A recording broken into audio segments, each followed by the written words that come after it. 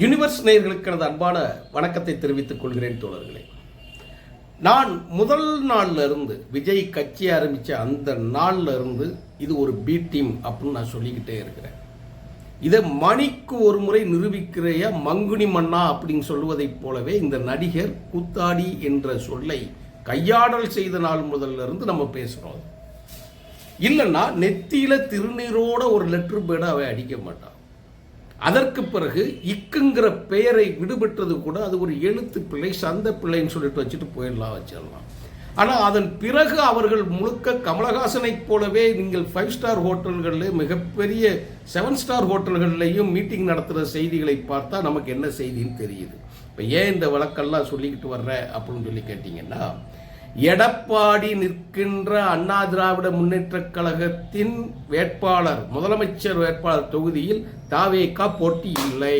அதுதான் எல்லாம் முடிஞ்சிச்சா? சங்கத்தை கலைஞடான் வடிவேல் சொல்ற மாதிரி நடந்து வச்சார். 2025 ஜனவரி 3ஆம் தேதி பத்திரிகையாளர் ஐயநாதன் கொடுத்த பேட்டி இந்த இடத்துல மீண்டும் நினைவுபடுத்துகிறேன். அது 4-5 சேனல்கள் நான் சொல்லியிருக்கிறேன். நான் அண்ணா திராவிட முன்னேற்ற கழகத்தோடு நாம் கூட்டணி வைக்க வேண்டும் என்று சொல்லுகிறார்களே என்று நடிகர் விஜய் நேரடியாக பத்திரிகையாளர் ஐயநாதன் அவர்கள் பேரை சொல்லி தான் நான் சொல்றேன். யார் வேணாலும் கிராஸ் செக் பண்ணிக்கோங்க. அவற்றை சொன்னதை வச்சுத்தான் அவர் புறக்கணித்து வெளியே வந்ததாகவும், மாற்று அரசியலுக்கான ஏற்பாடுகளை நீங்கள் செய்வீர்கள் என்று நம்பி என் பெயர் கெட்டு போனாலும் பரவாயில்லை, என் பெயர் விமர்சனத்திற்கு ஆனாலும் பரவாயில்லை, ஆனால் இதை நான் செய்ய வேண்டும் என்கின்ற நிலைப்பாட்டில் அவர் வந்தார்ங்கிற செய்தியை சொன்னாங்க. சரியா? இப்போ அது முடியல. இப்போ எடப்பாடி பழனிசாமி முதலமைச்சர் வேட்பாளர் நிற்கக்கூடிய இடத்துல மட்டும் தாவேகா போட்டி இல்லை. சரி, அந்த வேட்பாளர் யாரு? ஏற்கனவே திமுக நின்ன வேட்பாளர், அண்ணா திராவிட முன்னேற்ற கழகத்திலும் இருந்த வேட்பாளர். அவர் ஏற்கனவே பழைய ஆள். எல்லா பழகச்சி பழனிசாமி மாதிரி, 10 தோல்வி பழனிசாமி மாதிரி இவங்க வராங்க. நம்ம யாரும் அரசியலுக்குள்ள வெற்றி தோல்விகளை பற்றி இல்லை. ஆனால் மக்களை முட்டாளாக்கும் B team, C team, D team வேலைகள் பார்த்துக்கிட்டு இருக்கீங்க இல்லையா? அதை அம்பலப்படுத்திக்கூடிய வேலையைத்தான் நம்ம செஞ்சுக்கிட்டு இருக்கிறோம். வேறு என்னமோ கோடிக்கணக்கான மக்கள் கூடி வருவதைப் போலவும், லட்சக்கணக்கான இளைஞர்கள் திரளுவதைப் போலவும், அது ஒரு மாய தோற்றங்களை மக்கள் மனதில் ஏற்படுத்தி கொண்டு ஒன்றுக்கும் உதவாத அல்லக்கை ஆதவ் அர்ஜுனா என்கின்ற ஒரு கேடுகட்ட அயோக்கியன், நான் அந்த வார்த்தையை தெரிந்துதான் பயன்படுத்துகிறேன், ஒரு அயோக்கிய பெயர், அரசியல்ல அறவேக்காட்டு பெயர், தன்னுடைய அரிப்பை தீர்த்து கொள்வதற்காக எவனோ உழைத்து கொடுத்த காசில், எவளையோ ஏமாற்றி கட்டிய ஒரு காசில் அவன் இந்த தமிழ்நாட்டை சூறையாடக்கூடிய நிலை யார் வீட்டு நாயாக இவர்கள் குலைக்கிறார்கள் என்பதற்கு எடுத்துக்காட்டுத்தான் இது. என்னோடு இருக்கக்கூடிய தோழர்களுக்கு தெரியும். விடுதலை சிறுத்தைகள் கட்சியில் இவன் சேர்ந்து முதல் மாநாடு போடுகிற போதே நான் சொல்லி இருக்கிறேன். டிசம்பர் 6ஆம் தேதி ஆனந்த விகடனில் ஒரு மாநாடு நடந்தது. மாநாடு போல ஒரு கூட்டம். அம்பேத்கர் புத்தகம், பெரிய ரைட்டர் இவங்க எழுதின புத்தகத்தை வெளியிடுறதுக்கு தோழர் திருமாவளவன் மற்றும் பலர், அவங்க ஸ்கெட்ச். ஆனால் அதற்கு விஜய் கட்சி ஆரம்பிக்கிறதுக்கு முன்னாடியே இவங்க தேதி போட்டு, மேடை குறித்து, இடம் குறித்து எல்லாம் முடிச்சு போட்டு, இவன் அங்கே தான் போவான். இந்த நாங்கள் எவ்வளவு அரசியலை நானும் 40 ஆண்டுகளுக்கு மேலாக கூர்ந்து கவனித்து வருபவன் என்கின்ற அடிப்படையில் நான் சொன்னதை சொன்னபடி நடந்தது. அந்த அடிப்படையில் தான் விஜயை சொன்னேன், இது யார் வீட்டு கங்காணி வேலையை பார்க்குற வேலை பார்க்குறான். அப்போ பல தோழர்கள் கேட்பாங்க, நீங்கள் சொன்ன என்னங்க இப்படி சொன்னீங்க, நீங்கள்லாம் ஒன்றும் நடக்கலையே அப்படின்னு சொல்லும்போது நான் சொல்லேன், ரைட் அண்ட் சி, பொறுத்துருங்க, வரும். எங்கே போனாலும் நீங்கள் போய் குறுக்க கண்டுபிடிச்சிக்கிட்டீங்கன்னா அவன் சொல்லுவான்ல, வடிவேலு ஒரு படத்தில் ரேஷன் கடையில் ஒரு கடையில் போய் அரிசிகளை வாங்க போவாங்க ஒரு டீமோட, கடையில் தராசேகலான்ட்டு வருவானுங்க. அப்போ சொல்லுவாங்க, என்னங்கய்யா நீங்கள் திருப்பி குறுக்க படார்னு பார்த்துட்டிங்கன்னா நாங்கள் என்ன செய்யறதுமா, இந்த அரிசி என்ன விலை, அந்த அரிசி என்ன விலைன்னு கேட்டு இது இல்லையே. அதே போல் விஜய் எல்லா இடங்கள்லையும் அவன் நுழையிற இடம், அவனுடைய போக்கு, நடவடிக்கை எல்லாமே நம்ம பார்த்து கண்டுபிடிச்சிட்டு இருக்கிறனால ஒளிச்சு வச்சுக்கிட்டு இருந்தாங்க. இவன் எங்கே போனாலும் நம்ம கண்டுபிடிக்கக்கூடிய சூழல் உருவானதுனால அவன் என்ன பண்ணி போட்டான், அப்போ கடைசியில் வேறு வழியே இல்லைன்னு ஆகிவிட்டான். கடைசி நேரத்தில் முதலமைச்சருக்கு மட்டுமாவது ஆபத்து இல்லாமல் நம்ம பார்ப்போம். ஏன்னா 2 பேருக்குள்ளே தான் போட்டி, ஒன்று டிஎம்கே டிவிகே, பாண்டிச்சேரிக்கும் திமுகவுக்கு என்னடா சம்பந்தம் இருக்குது? பிளடிஸ் என்ன சம்பந்தம் இருக்குது பாண்டிச்சேரிக்கு திமுகவுக்கும்? பாண்டிச்சேரியில் நடக்கிற சம்பவத்துக்கு திமுக தான் காரணமா? திரிஷா கூட இவன் போனதுக்கு இவன் தான் திமுக காரணமா? பொண்டாட்டி டைவர்ஸ் அப்ளை பண்ணதுக்கு திமுக தான் காரணம். இது எனக்கு தெரியுதுமா, நான் ஏன் திமுக திமுக திமுகங்கிற வார்த்தையை நான் சொல்லிட்டு அவர் சொன்னதைத்தான் சொல்லுகிறேன். இப்போ கடைசி மேடையில் சொன்னதை கூட அந்த வார்த்தையை தான் நான் சொல்கிறேன். ஏன்னா திராவிட முன்னேற்ற கழகத்துக்கும் அதனுடைய கூட்டணிக்கும் செல்லக்கூடிய ஓட்டுக்களை கலைக்க வேண்டும், அதை வெறுக்க வேண்டும், ஒதுக்க வேண்டும், அதை பிரிக்க வேண்டும். அதுதான் அவங்களுக்கு கொடுக்கக்கூடிய அசைன்மெண்ட். அதைத்தான் இவங்க செஞ்சாங்க. அதுதான் இப்போ நடக்க போகுது. அந்த அடிப்படையில் இந்த எடப்பாடி சேஃபாக வெற்றி பெறணும் என்பதற்காக அந்த வேட்பாளர் வாபஸ் வாங்கிட்டா. அவர் பேர் அருண்குமார். என்ன நடந்திருக்குன்னு பாருங்க. ஒரு பதிவு ரத்து செய்த, இல்லை என்றால் பதிவு முற்றுப்பெறாத ஒரு இயக்கம் கட்சி தேர்தலில் போட்டியிட விரும்பினால் 10 பேர் வேட்புமனுக்கு அதை முன்மொழியணும். அந்த முன்மொழிந்தவர் அந்த சட்டமன்ற தொகுதிக்குள் ஓட்டர்ஸாக இருக்கணும், அதாவது வாக்களிக்கக்கூடியவர்களாக இருக்கணும். அவர்களுடைய கையொப்பம் வேணும். அவர்களுடைய ஓட்டு ஐடி இருக்கு இல்லையா, நம்ம வாக்களிக்கக்கூடிய ஆதார் அட்டை மாதிரி ஐடி இருக்கு இல்லையா, அந்த ஐடியோட நகலையும் இணைக்கணும். வாக்காளர் பெயர், வாக்காளர் எண், பகுதி, அவருடைய வாக்கு அட்டை, அது கையொப்பத்தோடு இருக்கணும். இதுதான் அடிப்படையில் இருக்கு.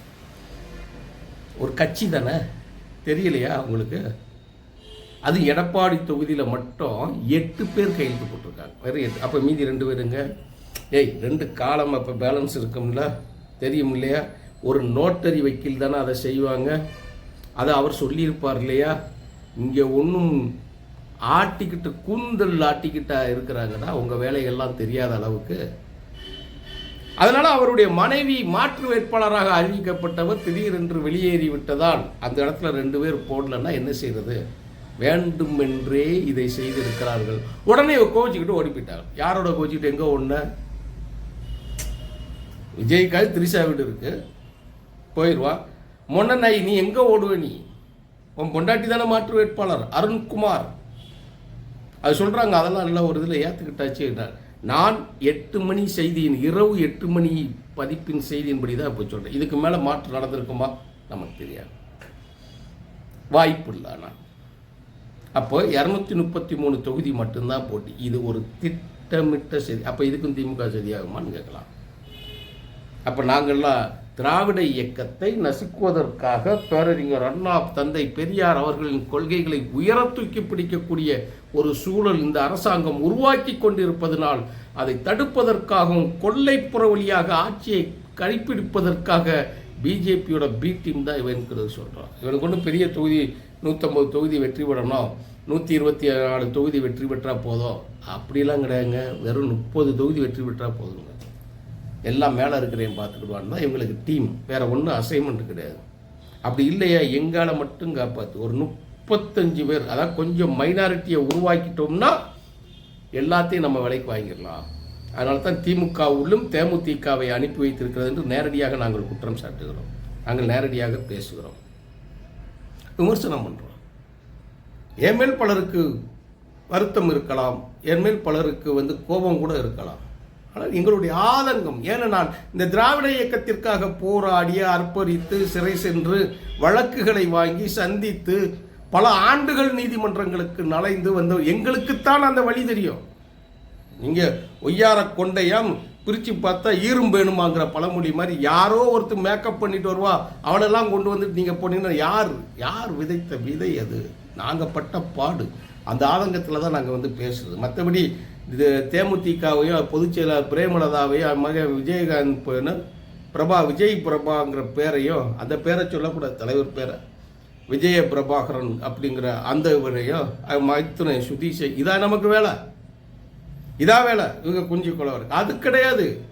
சூழல் எல்லாமே மாறி இருக்குது, களம் மாறி இருக்குது, வேட்டைக்காடாக ஆகக்கூடிய சூழல் இருக்குங்கிற செய்தியை தான் நம்ம மாற்றி நம்ம சொல்லிட்டு இருக்கோம்.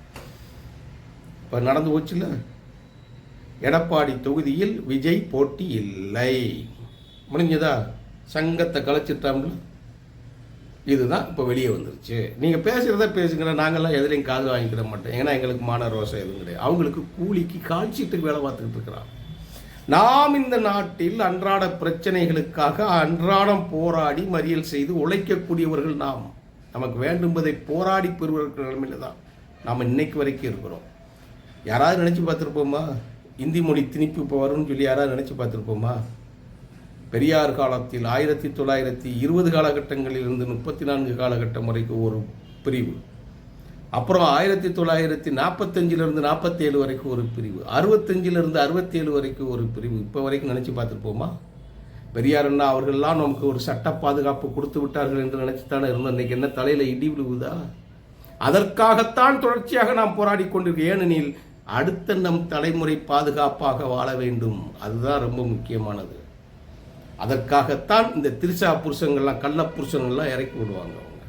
அதை தடுக்க வேண்டிய வேலையும் அவர்களை அடையாளம் காட்ட வேண்டிய வேலைகளையும் அவர்களை தோலுரிக்கக்கூடிய வேலையும் நாம் தொடர்ந்து செய்து கொண்டே இருக்க வேண்டும் என்பதற்காகத்தான் இந்த தொண்டைக்குழியில் சீவென்றிருக்கக்கூடிய எனக்கு கிடைக்கக்கூடிய இந்த வாய்ப்பில் நான் பதிவு செய்து கொண்டிருக்கிறேன். தோழர்களே, உங்கள் வாக்குகளை வீணடிக்க வேண்டாம்.